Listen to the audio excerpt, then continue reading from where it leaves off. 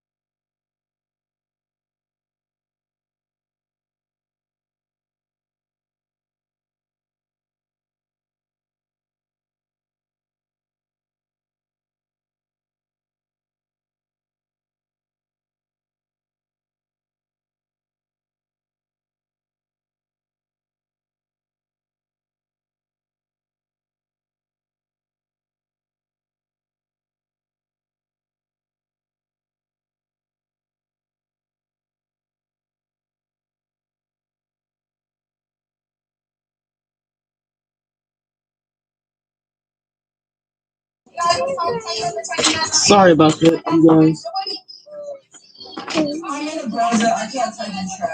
Um, hello.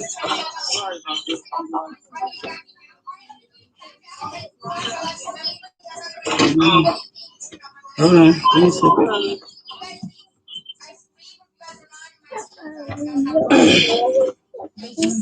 Yeah. I wanted to talk about the $25 billion bailout for the U.S. Airlines. Um, I'm about to read an article from Fox Business. If you need clarification for the article, and it reads: House Speaker Nancy Pelosi signaled openness to a standalone coronavirus relief bill for the pandemic struck an airline industry on Wednesday, which was yesterday morning. A phone call with Treasury Secretary Steve Mnuchin, according to a tweet from her spokesperson. The secretary inquired about a standalone airlines bill. The speaker reminded him that the Republicans blocked that bill on Friday and asked him to review the DeFazio bill so that they can have an informed conversation. Transportation Committee Chairman Peter DeFazio on Friday attempted to pass an extension of the just expired payroll support program for another 6 months by anonymous consent by Republicans, saying that it had not been cleared by leadership from both sides of the aisle. Under the legislation, airlines and the contractors will receive $28 billion if they avoided job cuts or reducing workers pay through March 31st, 2020. The renewed push to pass the legislation comes one day after President Trump abruptly announced he was breaking off negotiations until after the November election. I have instructed my representative to stop negotiations until after the election, when immediately after I win, we will pass a major stimulus bill, Trump tweeted Tuesday afternoon. But hours later, he appeared to reverse course, calling on lawmakers to approve a $25 billion for U.S. Airlines and 135 billion for Paycheck Protection Program, a small business rescue fund. The House and the Senate should immediately approve a $25 billion airline payroll support and $135 billion for a paycheck protection program for small business. Both of these will be fully paid for with unused funds from the CARES Act. The CARES Act has this money. I will sign in, Trump wrote. U.S. Airlines began cutting 35,000 jobs last week following the expiration of $25 billion bailout fund that created earlier this year as part of the CARES Act. Under the terms of the agreement, airlines were prohibited from cutting jobs or reducing workers' pay through September 30th.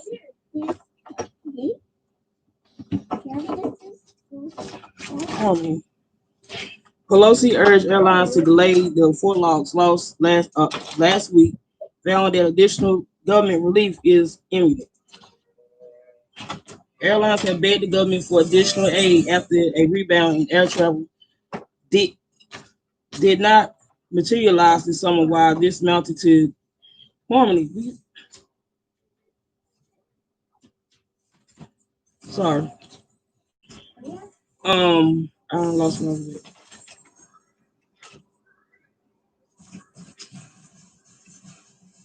Wise mounted ticket recovery since the height of the crisis when it plunged 95%. Air travel remains well below pre-pandemic levels. Lawmakers are working on an increasingly tight deadline as they prepare to lead Washington campaign ahead of November election. So, with that being said,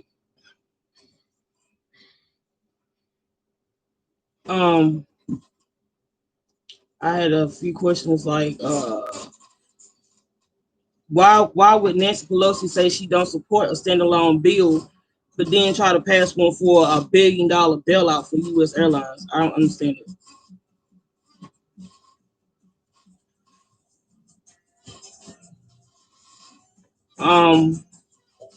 So here we have like in the CARES Act that was passed back in March 27th, 2020. The CARES Act gave 1.8 trillion in direct aid to individuals and businesses. It was the largest stimulus package in U.S. history. So it was $300 billion in one-time cash payments to individual Americans, 260 billion in increased unemployment benefits, 350 billion in funding for paycheck protection programs that provides forgivable loans to small businesses. Later increased to 669 billion by subsequent legislation. Then it was 500 billion to large corporations. Then it was 339.8 billion to state and local governments.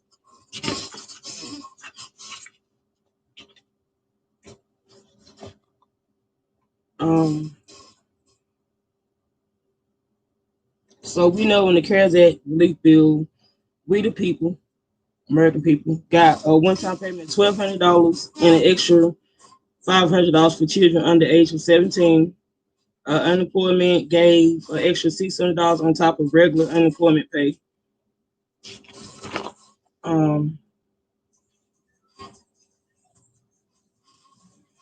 So this new bill that they was trying to pass, it says U.S. Passenger and Cargo Airlines through lobbying organization Airlines for America had jointly asked for 58 billion in aid, 29 billion in payroll grants, 29 billion in loans, and that came from Business Insider.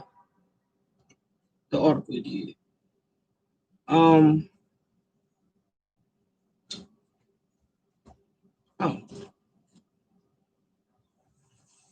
hold on a second.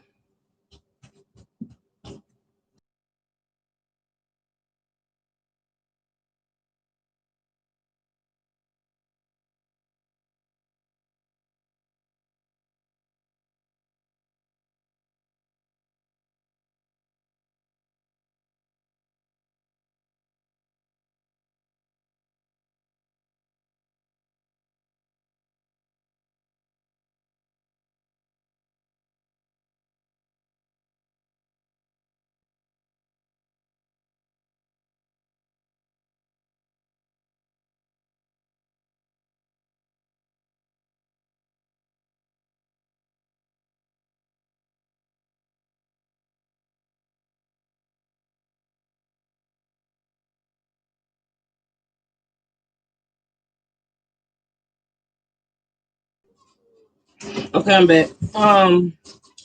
And another article was saying that the PPP ended with they had 138 billion left over, which is a PPP is a paycheck protection plan.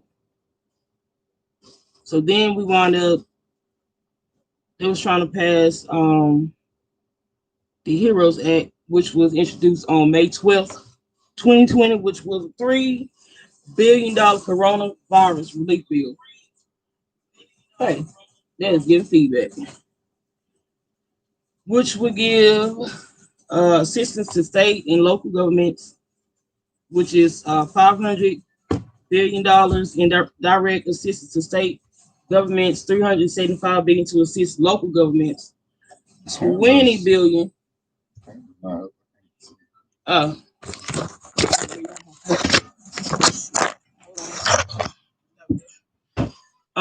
20 billion to tribal governments, um, 20 billion to U.S. territories. Then it was going to be has to pay for frontline workers, which was going to be $200 billion, which was a heroes fund to ensure that essential workers receive hazard pay, which means their employer would apply for grants to provide $13 per hour premium pay for for their workers on top of regular wages. That means these employees would be eligible for grants of 10,000 per worker, or 5,000 for highly compensated essential workers. And then it was going to be 850 million for states to provide child and family care for essential workers. Uh, then it had extension of unemployment,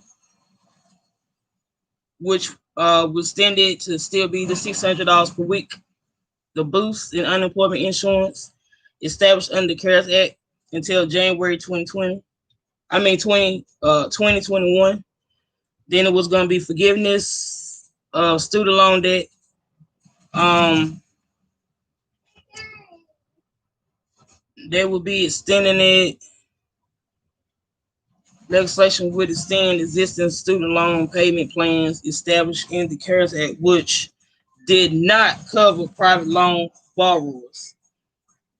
It would provide up to 10,000 in debt relief to be applied to a private student loan to be paid in monthly installments by the Treasury Department until September 2021. Then funding for testing, tracing, and treatments. They was going to do $75 billion for coronavirus testing, contact tracing, and isolation measures. It also would ensure that all Americans will receive free coronavirus treatment. Assist to farmers, 50 billion in assistance to farmers markets, and local food outlets affected by market disruptions, as well as another 50 billion to beginning farmers and ranchers. It will also provide 16.5 million to direct payments to agricultural producers. Um, Protection to renters and homeowners from evictions and foreclosures. It will be $100 billion in emergency assistance to low-income renters to help them avoid eviction. It will also, well, y'all they do that. I hope y'all know y'all still have to, you still owe the rent money, so you still owe it, because at the end of the day, you still you're gonna be in debt either way it go. Um, and then it will also provide $75 billion to state, territories, and tribes to help homeowners with direct assistance with mortgage payments and other housing costs. Direct payments to Americans, second round of direct payments to Americans to assist with the fallout of the pandemic, which is $1,200 to every family member, including children. So it would be up to 6,000 per household. The other one that was in the bill that was trying to pass was the election security, which they would get 3.6 billion in grants to states planning and preparation of elections, as well as to bolster election security. Several progressive groups have called for election assistance to be included in the next coronavirus release bill. So everything that is Go ahead and let y'all know everything that was in the Heroes.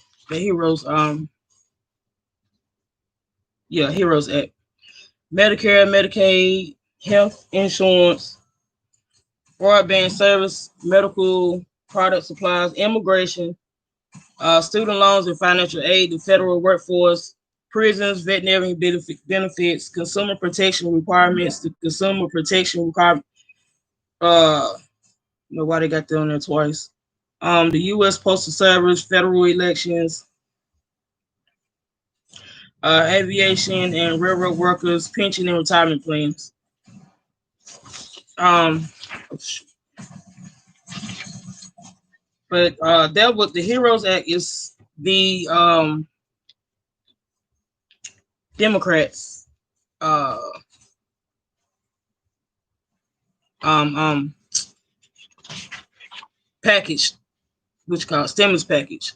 The Republicans, theirs is called the Hills Act, and they wanted 1,200 stimulus check for adults making less than $75,000. Reduction in unemployment benefits to $200 a week.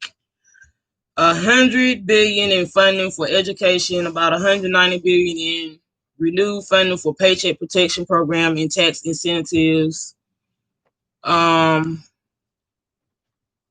To help small businesses, 5 years of liability protection for COVID-19 related lawsuits against businesses, schools, and healthcare companies. Extension of Harmony.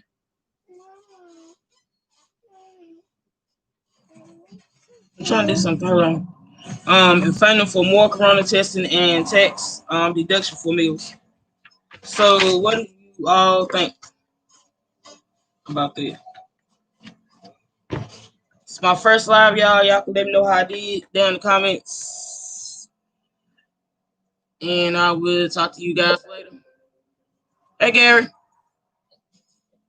Hi, y'all.